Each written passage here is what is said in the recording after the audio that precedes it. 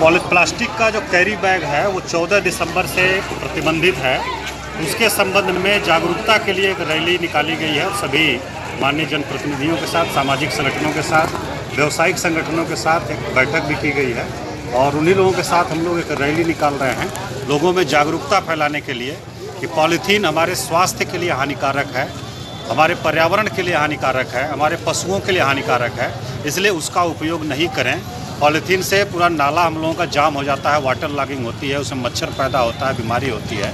फिर अगर पॉलीथीन कूड़ा के रूप में फेंका जाता है वो जल्दी सड़ता गलता नहीं है, मिट्टी में रह जाता है और अगर उसको जलाया जाता है तो उससे बहुत जहरीली गैस और धुआं निकलती है जो कि मनुष्य के स्वास्थ्य के लिए बहुत ही हानिकारक है।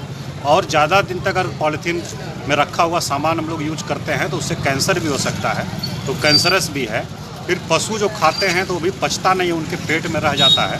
कभी कभी हम लोग देखते हैं कि 1-1 क्विंटल पॉलीथीन निकलता है पशुओं के पेट से, तो वो उनके दूध को भी, उनके स्वास्थ्य को भी प्रभावित करता है और उसके माध्यम से मनुष्य के स्वास्थ्य को भी प्रभावित करता है। तो पर्यावरण के लिए भी, मनुष्य के स्वास्थ्य के लिए भी और स्वच्छता के लिए भी ज़रूरी है कि हम लोग पॉलीथीन का इस्तेमाल नहीं करें। अनुरोध है आप लोगों के माध्यम से सभी लोगों से कि जूट बैग का उपयोग करें या कागज़ का जो थैला आता है उसका उपयोग करें और घर से थैला लेकर के आएँ। सब्जी खरीदना हो, फल खरीदना हो, सामान खरीदना हो, दवा खरीदनी हो या मांस मछली खरीदनी हो, घर से थैला लेकर के आएँ और उसका उपयोग करें। सर, ट्रैफिक के बारे में क्या कहें? मतलब ट्रैफिक में बहुत समस्या हो गई है, ट्रैफिक जाम। ट्रैफिक के बारे में अलग से हम लोग प्लान कर रहे हैं, उसको करेंगे। Thank you.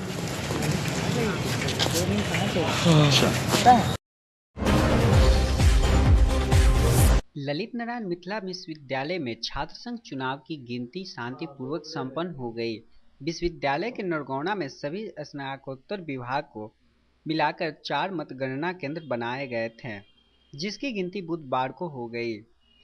मानविकी संकाय से दयानंद कुमार, विज्ञान संकाय से प्रतीक कुमार झा, वाणिज्य संकाय से साई कुमार निरुपम और समाज विज्ञान से मयंक कुमार यादव को विजय घोषित किया गया।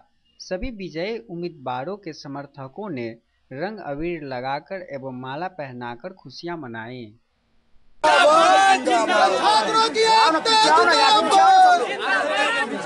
सोशल साइंस के सभी छात्रों को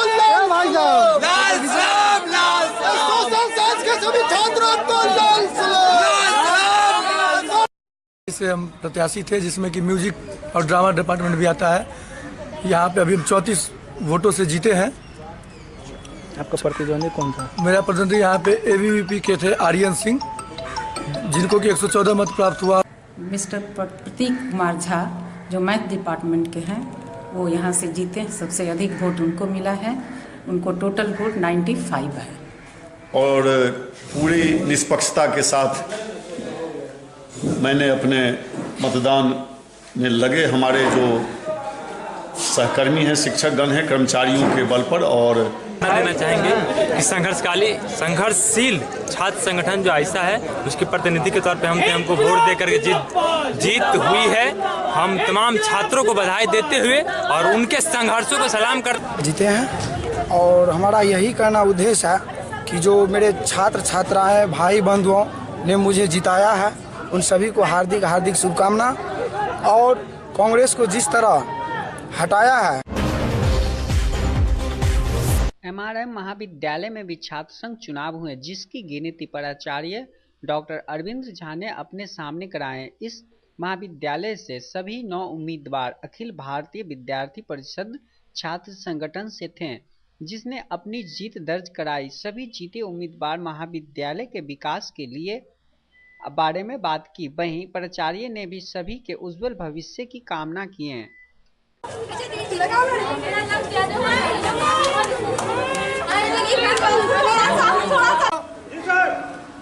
सब आदमी के सहयोग से लोग जीती है, थोड़े ऐसे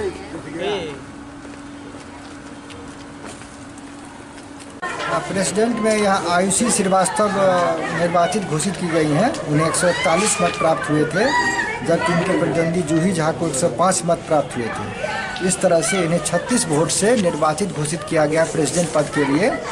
दूसरे वाइस प्रेसिडेंट पद के लिए रोशनी कुमारी को 180 मत प्राप्त हुए थे, 124 मत प्राप्त हुए थे, जबकि ऋचा कुमारी को 119 मत प्राप्त हुए हैं। इस तरह ये 4 घोषित किए गए हैं और एक जो सर्वाधिक महत्वपूर्ण सेक्रेटरी पद के लिए निर्विरोध यहाँ निर्वाचन हो चुका है और वो पहले ही निर्वाचित घोषित हो चुका है। जीते कैंडिडेट को क्या कहेंगे? जीते हुए सभी कैंडिडेट को हमारी शुभकामना है और ये उम्मीद के साथ पोजीशन में जो खड़ी थी जूही झा, उनको 105 वोट मिला और मैं 36 वोट से जीती हूँ।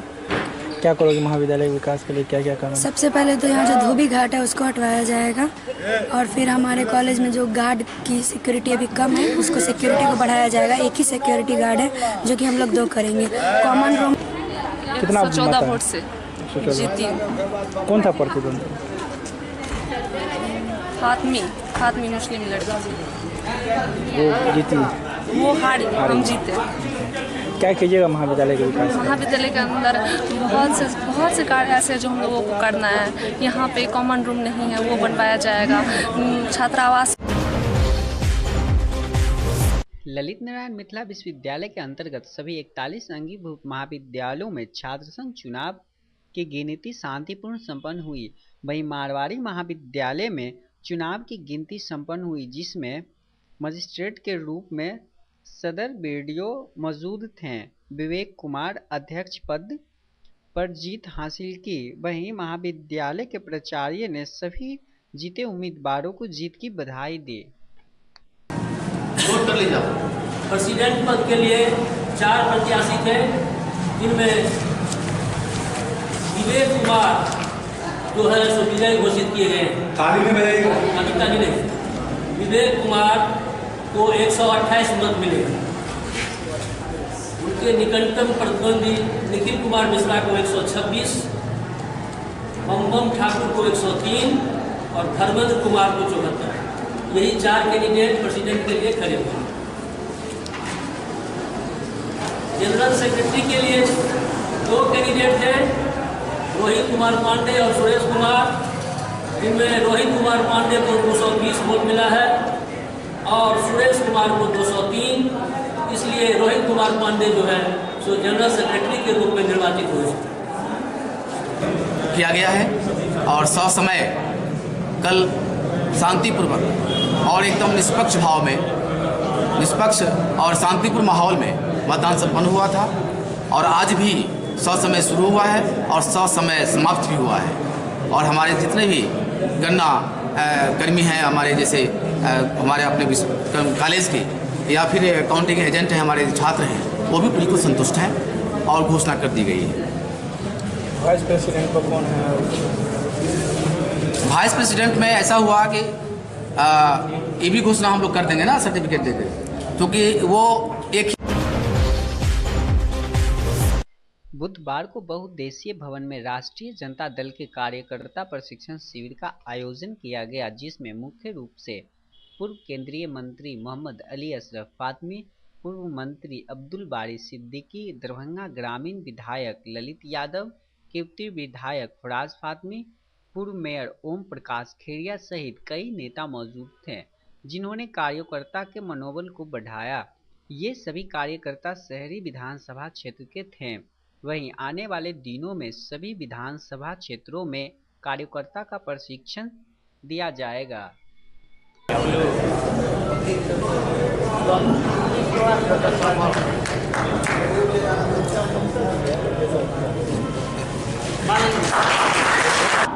मुझे अपनों ने लूटा गैरों में कहा दम था, अब मेरी किस्ती वही डूबी जहाँ पानी कम था। समय का भाव है, इसलिए मैं आपको आनंद लेना चाहते हैं। हम कहते हैं मुझे मौजूद काला दिवस के रूप में मनाया जाता है और मनाया जाएगा, क्योंकि वो आज की सरकार ने एक बहुत बड़ी गलत कदम उठाकर देश को बहुत पीछे आर्थिक रूप से ढकेल दिया है। उससे उबरने के कुछ दिन बाद ही गलत तरीके से जीएसटी को लागू करना एक देश के लिए मध्यम वर्गीय और निम्न वर्गीय व्यापारियों के लिए बहुत बड़ी एक समस्या उत्पन्न हो गई है। विदेशों में भी जीएसटी है जरूर, लेकिन उसका सिस्टम कुछ और है। जहाँ गलत तरीके से उसे पेश किया गया, आज परशुराम जी ने जिस गरीबों का वोट लेकर के उन गरीबों के साथ जो धोखा किया है, उसका निर्णय हम लोग 2018-2019 में देश की और बिहार की जनता देगी। साथियों, सबसे बड़ी बात है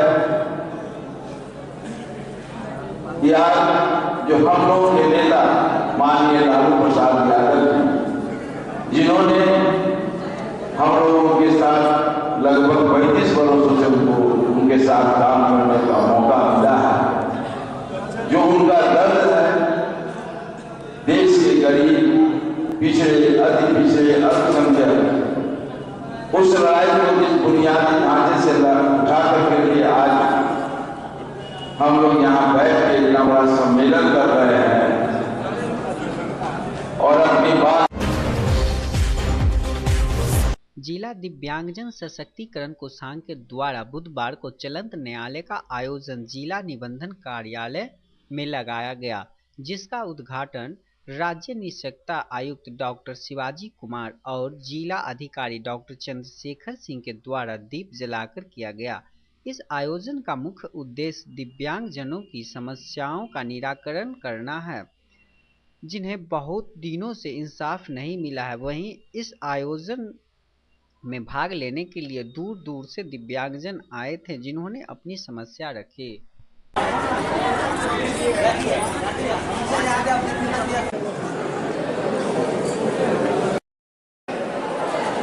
चाहे वो महिला हो चाहे पुरुष हो, दिव्यांग एशियन गेम्स में ओलंपिक तक में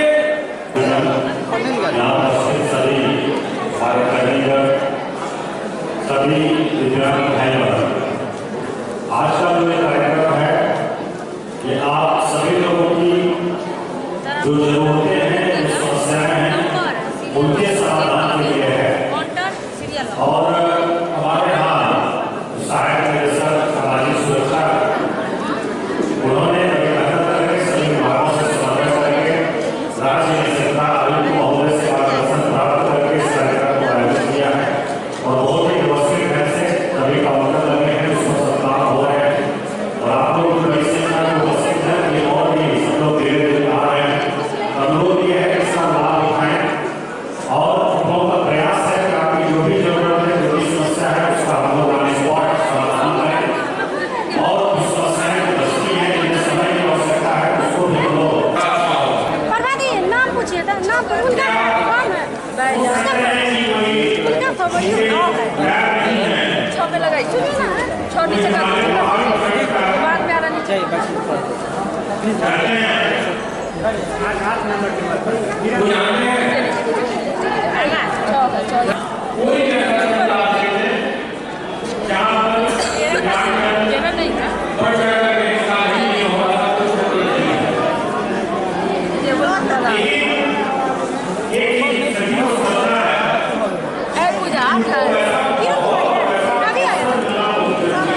नहीं परवेज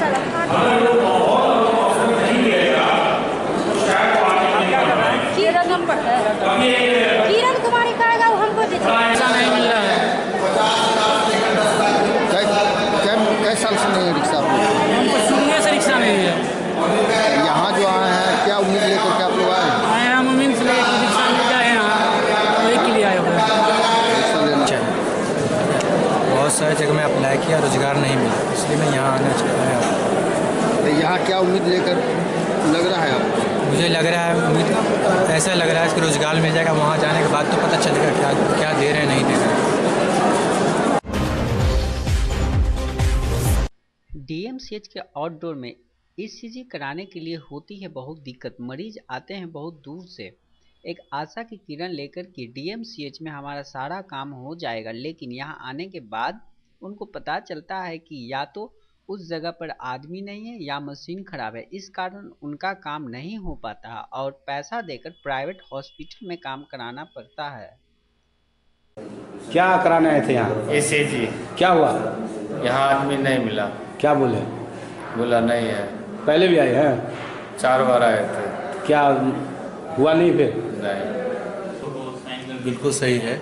ईसीजी की जांच सुविधा होती थी यहाँ पर, और अभी ईसीजी जो करते थे वो कर्मचारी जो थे यहाँ, उन लोग की संविदा समाप्त होने के बाद उन्होंने 3-4 साल तक और अधिक ही काम किया। तो सभी का वेतन उनका जो लंबित था वो तो भुगतान हो गया है, लेकिन फिर से उसे संविदा पर बहाल करने के लिए प्रक्रिया करने को कहा गया है, जिसमें रोस्टर क्लियरेंस होगा। रोस्टर क्लियरेंस होते ही उन लोगों को निकाली जाएगी इस्तेहार, जिसके तरह से उन लोगों को डीएमसीएच के पैथोलॉजी में मरीज को होती है शौचालय की दिक्कत। यहाँ आए हुए मरीज को पेशाब जांच कराने के लिए शौचालय जाना पड़ता है, तब वहां जाकर पता चलता है कि शौचालय ही नहीं है, जिस वजह से महिला मरीज को बहुत ज़्यादा समस्या होती है। हाँ, बहुत बुरी हालत है इसका। शौचालय कैसा है? बहुत गंदा है। हाँ? बहुत गंदा है। बैठने का जगह है वहाँ? तो कोई काट गया। केहन है शौचालय के? की हाल है? शौचालय खराब है, नहीं ठीक नहीं। ये तो आप यहाँ का शौचालय तो वास्तव में बहुत ही गंदा है। गंदा ही नहीं, बहुत जीर्ण अवस्था में है ये। आज से नहीं, बरसों से। इसके लिए हम अपने स्तर से हमारे जो कंट्रोलिंग है यहाँ के सुपरिंटेंडेंट ऑब्लिक प्रिंसिपल, दोनों को लिखित कई बार दिए हैं, और वो लोग अपने स्तर से जो कार्रवाई किए हैं उसकी भी सूचना मुझे एक कॉपी लिखित रूप में आया है। अब अभी तक लेकिन सामने में कुछ दिखाई नहीं पड़ रहा है। जो वो जो रूप है पहले का, वही उसी रूप में है। अब हम भी इंतजार ही कर रहे हैं। वो लोग भी आश्वासन ही दे रहे हैं सब कि हम बनवा देते हैं, बहुत जल्दी बनवा देते हैं। जैसे ही बनेगा तो हमारे मरीजों को निश्चित रूप से बहुत ही सुविधा होगी उसमें, और हर एक तरह से एक अच्छी बात होगी। जो भी आदमी आएंगे देखेंगे तो ये शौचालय लेकर बहुत वो लोग चिंतित हो जाते हैं, नहीं होते। सर, जो शौचालय का जो है बहुत ही दयनीय हालत है। आप पूछ लिए, दयनीय हालत है। और ये शौचालय कब से बंद पड़ा है मुझे मालूम नहीं, लेकिन मैं जब आया यहाँ एज सुपरिटेंडेंट, तो हमने कुछ स्वयंसेवी संस्थानों से अनुरोध किया कि आप लोग कुछ कीजिए, कुछ हम भी सहायता करेंगे इसमें। उस तरह से यहाँ एक शेड तो बना, जिसमें कुर्सियाँ भी लगाई गई, बेंच भी है, जिससे कि उन मरीजों की जो परेशानियाँ थी वो दूर हुई, और उनको जो वेट करते थे, पानी से भीगते थे या फिर। डीएमसीएच में इमरजेंसी के सामने कैंटीन की शुरुआत की गई, जिसका उद्घाटन डीएमसीएच अधीक्षक एवं प्रिंसिपल के द्वारा फीता काटकर किया गया। शांति शांति शांति।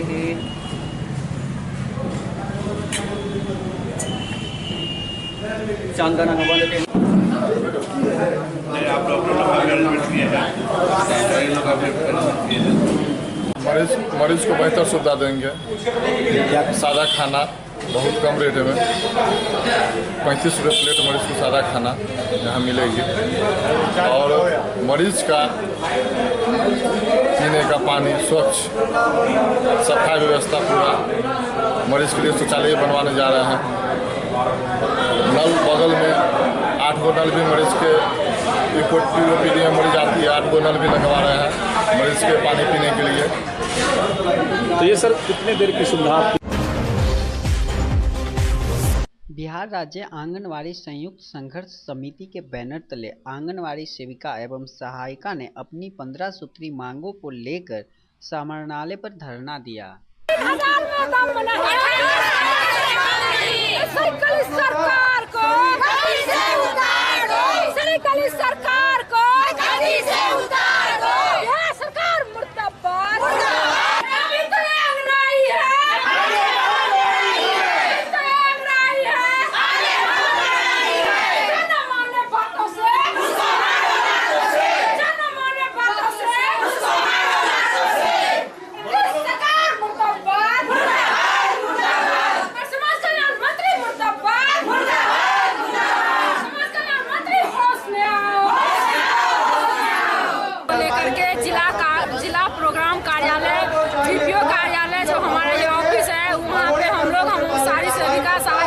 के साथ धरना प्रदर्शन पर बैठे हुए हैं।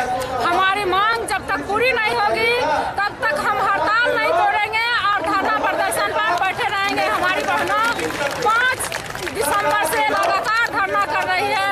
इसकी सूद सरकार को जा रही है। सूद समेत हम वापस लेंगे। काम जो हम अभी बंद करके हम अपना बैठे हुए हैं और काम उनका बाध्य हो रहा है और हमारी वो वेतन नहीं दे रहा है।